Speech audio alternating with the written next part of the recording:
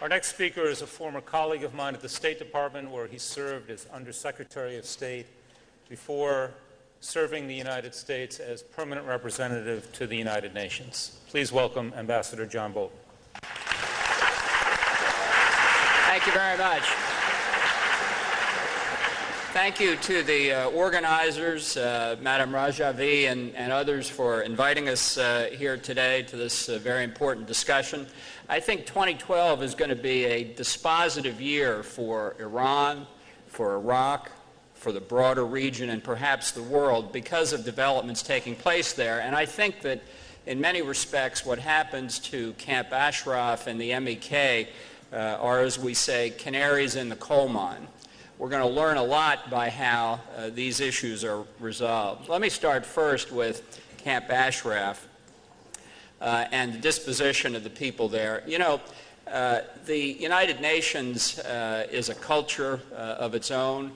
I know how it operates. I understand why there are difficulties with dealing with the UN assistance mission in Iraq, in part because it sees itself as accredited to the government of Iraq. Part of its objective is to make sure it gets along with the government of Iraq. So I think it's very important, as Madam Rajavi and others negotiate with Ambassador Kubler, that those who want an equitable and correct result for Camp Ashraf understand what needs to be done to persuade the ambassador and the UN bureaucracy in New York that their principal responsibility is not making the government of Iraq happy. It's protecting the residents of Camp Ashraf. Now, number two,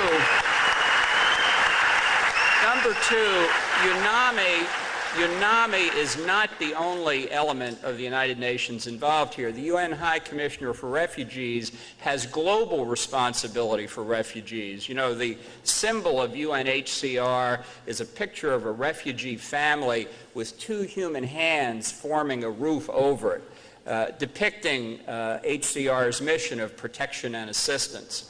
The UNHCR doesn't operate under any illusions that it's responsible to member governments where refugee populations live. I think that the High Commissioner for Refugees really needs to take a look at the symbol on the flag in his office and remember that protection and assistance for the refugees comes before anything else. And I think members of the UN that care about that should be insisting on it. I'd say a nice symbolic thing for the High Commissioner to do would be to take his flag and get on a plane from Geneva and go to Baghdad and drive to Ashraf and plant that flag in Camp Ashraf.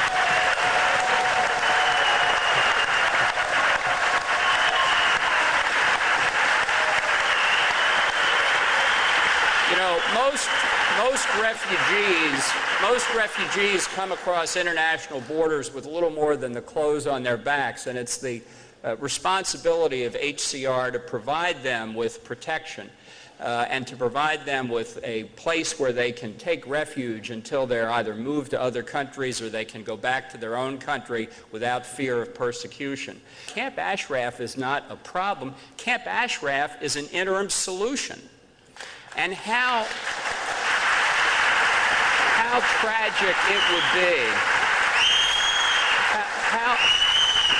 how tragic it would be. What a stain on the reputation of this Nobel Peace Prize winning agency to preside over a degradation in the living status and freedom and welfare of refugees. I just really don't think if the West and others put appropriate pressure on UNHCR that Commissioner Gutierrez really wants that to happen.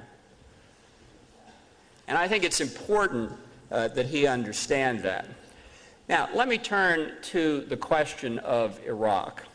You know, there are those in the world who believe that the reduction of U.S. military capabilities and the withdrawal of American forces will contribute to international peace and security. I believe they are 100% wrong in that view.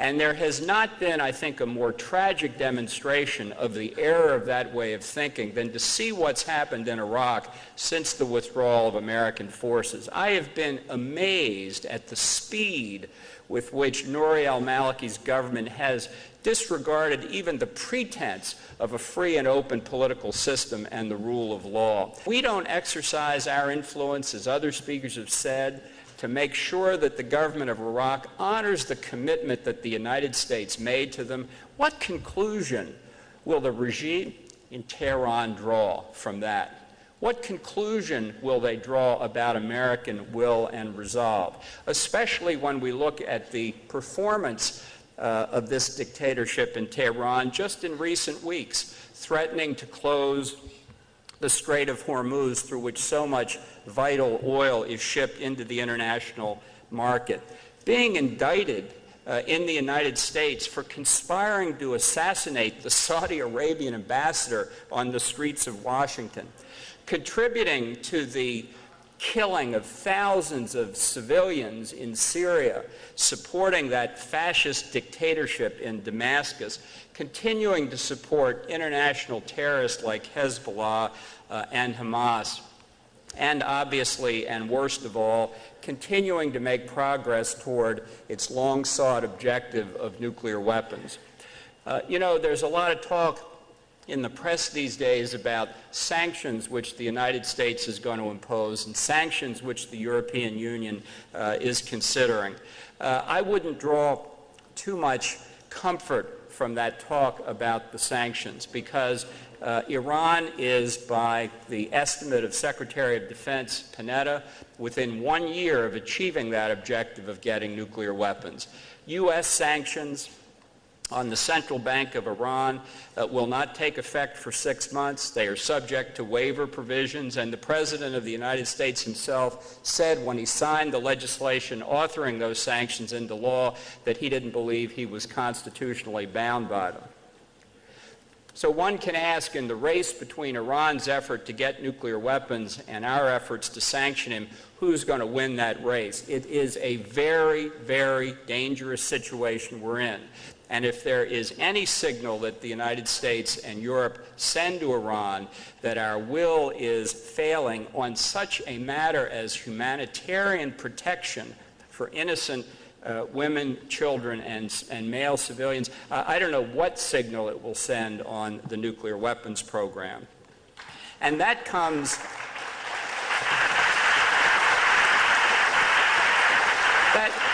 That brings us to the most important thing that the United States can do. I've listened to some of my colleagues express their concern that maybe the State Department isn't quite up to the job of protecting the people at Ashraf. And the reason, I think, beyond anything else, why the State Department has not been strong in carrying out its responsibilities to honor America's own word is because the State Department has not yet announced its decision on whether or not to delist the MEK as a foreign terrorist organization. You've heard the other speakers say they know of no evidence why that listing should continue. I think that the issue here is really quite simple. I don't think that organizations should be put on that list for political purposes, as the MEK was in 1997. I don't think organizations should be kept on that list, as the MEK was in 2008, for political purposes. I think the facts should be allowed to fall where they may. If the State Department has facts that justify the listing, let's hear them. If it doesn't have any facts, delist the MEK and remove this pretense that Iran and the al-Maliki government use to try to pressure the residents of Camp Ashraf.